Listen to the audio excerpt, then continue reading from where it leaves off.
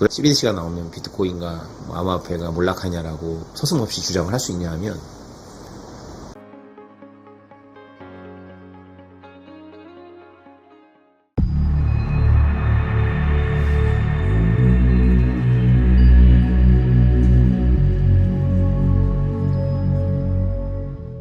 비트코인에 대해서 좀 이상한 생각을 하시는 것 같더라고요. 대화 중에 제가 어떤 부분에 딱 걸렸냐 하면, 변동성이 없으면 살 필요가 없는데 이 말씀을 하시더라고요. 비트코인을 다 투기적 자산으로 보시는구나, 머릿속에 각인이 되셨구나 라는 생각이 들었어요. 그 한마디가 저 충격적이었어요. 아직도 계몽이 더 많이 필요하구나. 2014년도에 저를 막 이렇게 공개적인 자리는 아니었지만 비공식적으로 혼내고 이러신 분이 2017년도에 저한테 전화가 왔어요. 그래서 자기 설명을 좀 해달라는 거예요. 그분이 어디서 막혔는지를 알거든요. 그래서 제가 그냥 비트코인 얘기를 하지 않고 글로벌 서플라이 체인을 얘기했어요. 쭉 얘기를 했더니 이분이 이해하지를 못하시더라고요. 저는 어떤 생각을 하고 있냐면요. 한국 지식사회가 구멍이 몇 개가 있는데 그 중에 하나가 글로벌 서플라이 체인입니다. 그러니까 이게 80% 폭락, 이게 얼핏 들으면 80% 폭락한 건 사실이지만 80% 폭락하기 전에 10배 가까이 오르고 나서 폭락했습니다. 그래서 폭락 이후의 저점과 폭락 전의 평단가 사이에는 10배 정도의 차이가 나죠. 그거를 지적 안 하면 비트코인이 뭐 다른 알트처럼 올랐다가 80% 떨어지고 이렇게 가는 것도 아니고 말이죠. 그리고 그 비트코인이 80% 폭락, 20배, 30배 오른 다음에 80% 폭락해서 폭락한 다음에 저점이 폭등 전에 3년 주기, 4년 주기로 봤을 때 폭등 전에 평단가보다 최소 5배, 최대 10배 올라있는 상태죠. 근데 그런 거는 제가 보기에는 이제 본질이 아닌 거고, CBDC가 나오고 전자화폐가 나오면 그 암호화폐 대몰락이 시작된다라고 하는 그 논리는 서플라이체인, 글로벌 서플라이체인에 대한 이해가 없다. 중국이 지금 과연 그 CBDC를 잘하고 있느냐는 모르는 일입니다. 그거는 언론만 봐서 모르는 거고요. 제가 듣고 있는 거와 전혀 다릅니다. 실제로 중국 정부가 금지를 했지만 중국인들이 비트코인을 거래하지 않느냐, 이거 알아보셔야 돼요. 그리고 중국이 정말로, 그리고 외부에 알려진 것처럼 이 위안화를 그렇게 막 해서 중국이 꿈꾸는 것처럼 모든 인민이 쓰고 있는 돈의 흐름을 다 파악할 수 있는 그런 시스템을 가고 있느냐, 그것을 들여다봐야 됩니다. 다른 방향에서는 제가 알고 있는 블록체인의 지식에 의하면 전혀 엉뚱한 부작용이 만들어질 거예요. 그건 당연히 중국 정부 입장에서. 그러나 블록체인 생태계에서는 매우 이로운 일이 벌어질 겁니다. 좀 시간이 걸릴 수도 있어요. 가장 중요한 거는 이제 글로벌 서플라이 체인에 대한 인식이 없거나 거의 없다. 여러분 후추 좋아하세요? 저는 후추를 좋아합니다. 후추를. 제가 후추를 좋아하는 이유는 순전히 맛 때문이 아니고요. 순전히 그냥 흐뭇해서 좋아합니다. 저는 라면에도 후추를 쳐먹어요. 라면에 후추 쳐먹으면 괜찮습니다. 저처럼 아마 좋아하시는 분도 있을 거예요. 좀 속은 좀 나중에 부담스럽습니다. 근데 저는 웬만한 국물 요리에는 전부 후추를 쳐먹습니다. 왜 그러냐면 제가 공부한 바에 의하면 한때 후추는 같은 무게의 금보다 더 비쌌어요. 그렇게 비싸서 공작 부인과 백작 부인들도 잘 못 쳐먹던 거를 지금 제가 이렇게 쳐먹을 수 있으니까 얼마나 좋습니까? 그죠? 후추를 쳐먹어요, 진짜로, 말 그대로. 아주 즐겁습니다. 쳐먹을 때마다 그 생각을 하는 거죠. 나는 공작 부인과 백작 부인보다 더 부유해, 이러면서 자기 만족을 하는 거죠. 후추가 왜 이렇게 비싼가요? 이 질문은 십자군 전쟁이 왜 일어났냐라는 질문하고 똑같은 질문입니다. 십자군 전쟁은 제가 언젠가 강조했던 동서교역로, 실크로드만이 아니라 실크로드 위에 있는 이 동서교역로에 지중해가 있고 그 다음에 중동이 있고 이런 거잖아요. 그러니까 이슬람이 세력이 이렇게 한 손에 코란 한 손에 칼을 두고 이렇게 휩쓸었을 때, 지중해 동부를 완전히 먹어버렸을 때 서로 입장에서는 동서교역로가 완전히 차단돼 버린 거죠.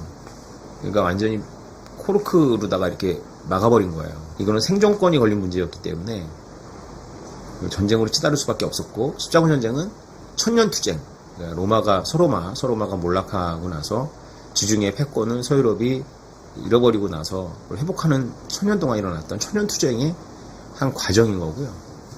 이것은 어떻게 해소되냐면 포르투갈하고 에스파냐가 대양으로 나가서 희망봉, 아프리카를 계속 내려가도, 아무리 내려가도 끝이 안 나는 그 아프리카를 내려가서 결국 희망봉, 아프리카 공화국의 희망봉을 돌아서 인도 양으로 나가는 길을 만들면서 굳이 이 문제 많은 지역을 지나갈 필요가 없었던 거죠. 그래서 지중해는 그리고 레판토 지역과 중동은 슬럼가가 됩니다. 슬럼가. 버려져요.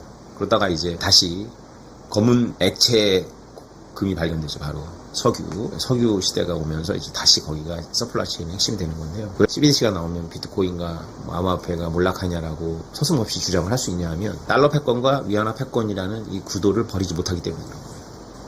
달러 패권과 위안화 패권이라는 이 패권은 여러분들 머릿속에 들어있는 이제 구도인데 이것은 결과를 원인으로 착각한 대표적인 오류입니다. 제가 강조드리지만 포스트 1945 시스템은 화폐 시스템에서도 매우 독특한 시스템이고요. 이전에 대항해 있을 때 영국이 그런 지위를 누리지 못했어요. 다시 말해서 그 당시에도 경합하는 화폐들이 있었고 경합하는 화폐들 중에 파운드가 괜찮았을 뿐이고 파운드가 괜찮았던 이유는 가장 금을 잘 태환해줬기 때문에 그렇습니다. 다시 말해서 금과 은이라고 하는 민중의 돈이 있었어요. 세계 민중의 돈.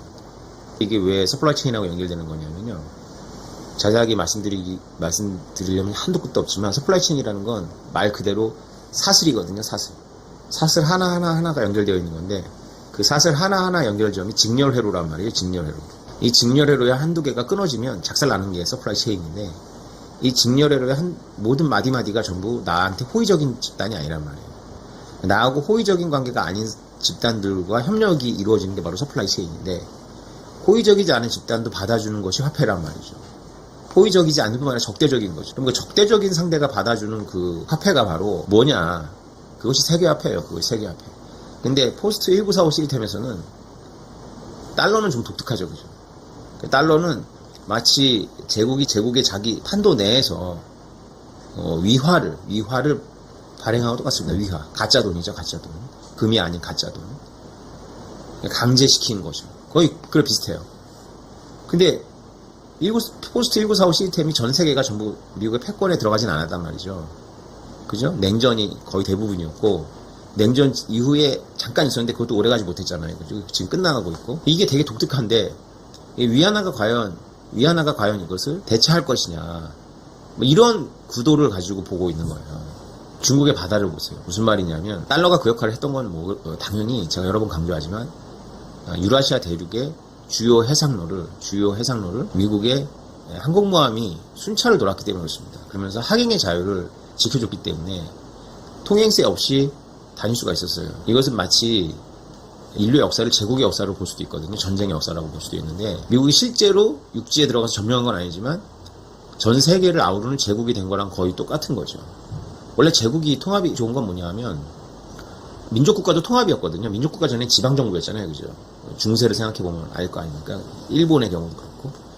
그럼 라인강이라는 수로를 사용할 때마다 라인강에 있는 폭력 집단들, 봉건 영주들이 모두 이렇게 라인강에 그 배가 지나다니지 못하게 이렇게 쇠문을 걸어놔요. 그래가지고 통행세를 내면 열어주고. 그게 이제 한 나라가 되면서 없어지는 거잖아요. 그것이 이제 민족 단위를 넘어서면 제국이 되는 건데 미국은 유라시아 대륙을 전부 지배하지 않으면서도 바닷길이라는 그런 통행세를 내지 않는 길을 만든 거죠. 이게 그냥 만들어진 것이 아니라 미 해군이라는 막강한 독보적인 그런 무력 때문에 가능했는데 이것은 2차 세계대전 때 일본을 비롯해서 영국과 프랑스의 해군이 전멸하다시피 했기 때문에 그런 거거든요. 이게 매우 독특한 시스템인데 피터 자이언이 말이 하잖아요. 중국? 그러면서 피터 자이언의 오디오북을 들으면 거기서 웃습니다. 그 책에 웃음이 있는지 모르겠는데 원어에 읽는 사람이 거기서 웃어요. 중국하고 웃어요. 왜 그러냐면 피터 자이언이 물어봐요. 중국이 호르무즈 해협부터 극동아시아까지 항행의 자유를 지켜줄 그런 원양 해군을 갖고 있냐라는 거예요. 그런 원양 해군을 가질 수 있는 능력이 있느냐라는 거죠. 중국은 대항으로 나갈 수조차 없습니다. 지도를 여러분들이 펼쳐놓고 보시면 남쪽으로는 인도네시아하고 오스트리아한테 막혀있고요. 동쪽으로는 일본한테 막혀있죠. 일본이 오히려 원양 바다로 나갈 수 있는 미국이 두려워하는 그런 원양 해군을 갖고 있는 거고. 그러니까 위안화는 달러를 대체하지 못하는 뭐 그런 문제가 아니고 이거는 결과를 그러니까 서플라이 체인이라는 제국의 역사를 보면 인류의 역사는 결국은 전쟁의 역사고 전쟁의 역사는 결국 통상로를 확보하느냐의 역사예요. 아주 단순하게 말하면.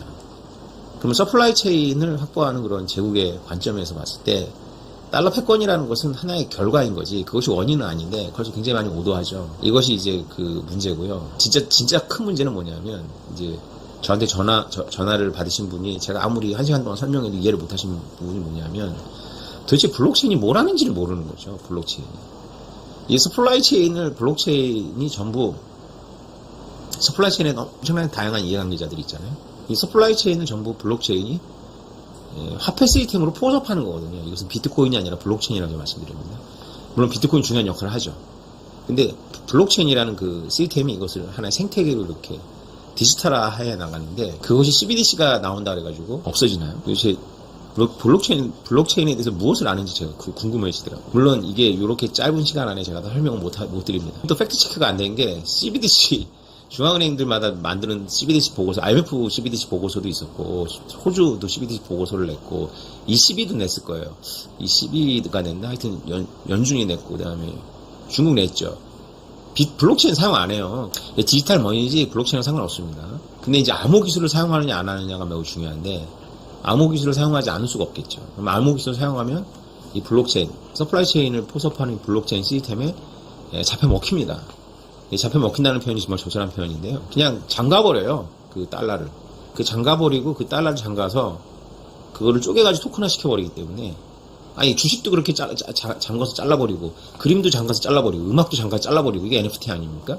그죠? 이런 짓도 하는데 그럼 그 디지털 머니를 잘라서 잠가서 안 잘라버리겠어요?